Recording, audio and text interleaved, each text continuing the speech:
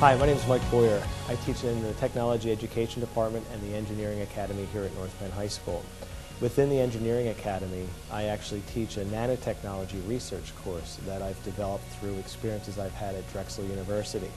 And through those experiences, I've learned how to get my students to perform cutting-edge research, creating something known as polymer nanofibers, which have various applications in air filtration, water filtration devices, and many other applications, including energy research.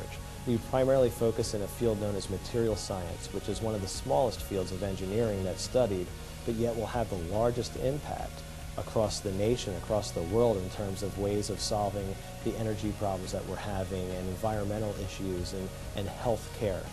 So studying in the materials world, nanotechnology has a great way of introducing students to that field.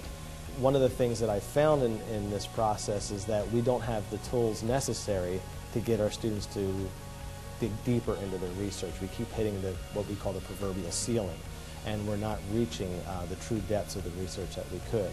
And so this year I found that I had the opportunity to apply for a grant to get something known as a scanning electron microscope, which is a little different than a traditional microscope, because a traditional light-based microscope uses light to observe objects, where the objects the students are creating in class and the materials are smaller than the frequency of light, and therefore light doesn't bounce off of them. So we need something like an electron microscope that fires electrons at them.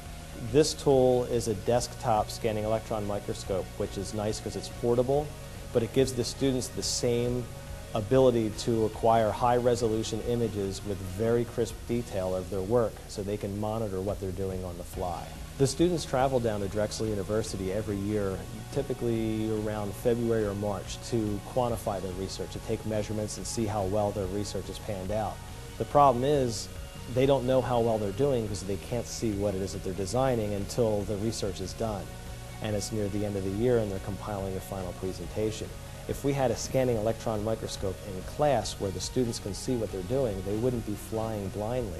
They'd be able to analyze their research on the fly, just like a true researcher would, be able to actually publish their results and be able to do some pretty cutting-edge research here. The program itself, for me, has truly become a passion of mine. I fell in love with research when I was at Drexel University, learning about nanotechnology, and through the experiences, I fell in love with the research process and people who are masters in their fields, and learning that failure can be really a good thing. And so I want to bring that to my students. And so when I talk to my students about my failures and my successes in research, I use that as a passion and a motivation for them to be able to excel and succeed in the work that they pursue. Nanotechnology is a very large field, and there's a lot of information out on the internet. We have a lot on our website as well, and you can be found at www.thefutureisnear.org.